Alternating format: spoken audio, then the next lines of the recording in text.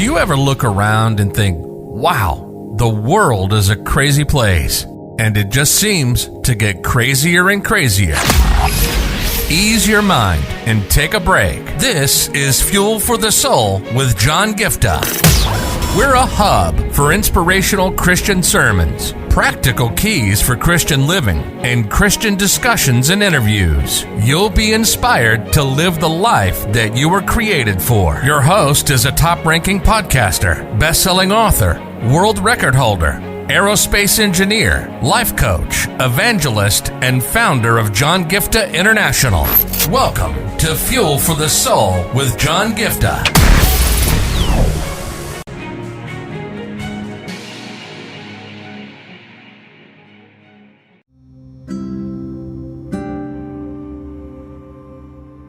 Yesterday, I was talking to you about do not even trouble your mind when God tells you to do something. Just obey His voice, go for it.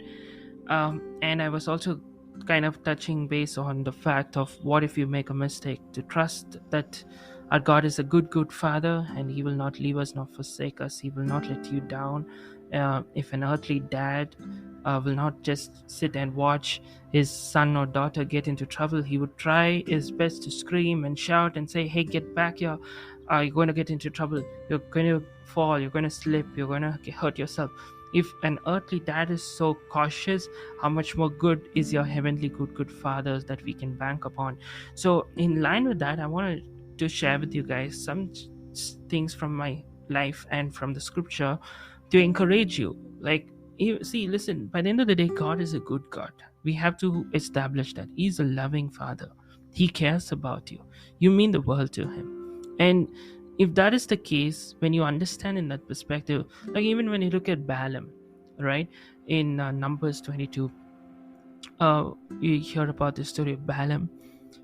God clearly told him don't go, but he was pestering God. I need to go. I want to go. His focus was on the reward that he can get, so he forces himself to go against this wish. Against God's wish, basically. Just imagine, you keep forcing someone, no, I want to do it my way, I want to do it, please let me go, what? Like, okay, fine, stop. I get more irritated by you, I'll just let you go. That's the kind of a place where Balaam was let out, but God was constantly telling him, like even later through circumstance, like even through the donkey speaking to him, even him going and brushing against the thing, and he getting mad at the donkey for doing that, and the donkey speaking and all of that stuff. See, God was constantly trying to signal to him, hey, don't do this, hey, get back. But he was adamant to go his way. You see, the thing is, God always tells us, like even see when we look at the story of Noah, we always look at the story of Noah as a story where God was so kind and gracious to Noah and the family, and everybody else was, punished, killed. God wanted to punish them, kill them. But if you look at the New Testament, it actually says that Noah was actually a preacher of righteousness. He was literally preaching to the people. Other people, even if they had repented, they could have also got onto the boat. You see, what I want you to understand is that people have this wrong picture of God, that God is waiting to send them to hell. God is waiting for them to make mistakes and beat them. No, God is a good God. God is a loving Father. So when you understand and have the right perspective of who God is, you take it easy. You take it in a place where, okay, this is what I think God is asking me to do. I have the faith, I trust and take that step. And I'm okay and I'm cool with making mistakes. Can you be in a place where you can be cool with making mistakes? See, like I said, don't go and make a fool of yourself by trying something big, right, on day one. That's not God.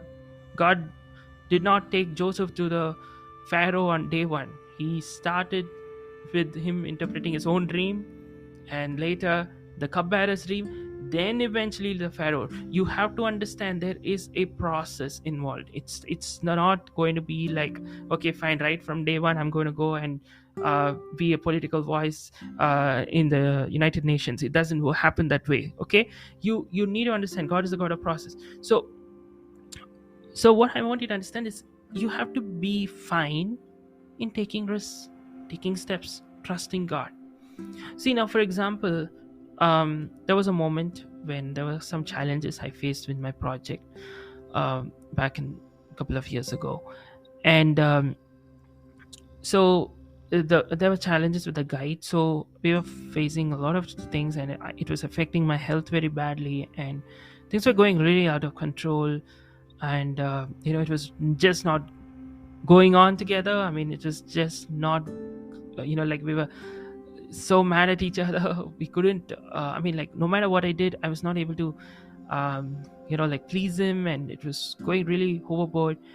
And so finally, you know uh we prayed about it, took some counsel from certain people, and then, you know what, we decided to go and approach this person who was above this guide, to share, okay, these are my concerns, so help us with this. And usually that person is very easily approachable, okay, very easily approachable. So in fact, that other person even knows me, so I was like, okay, fine, that's cool.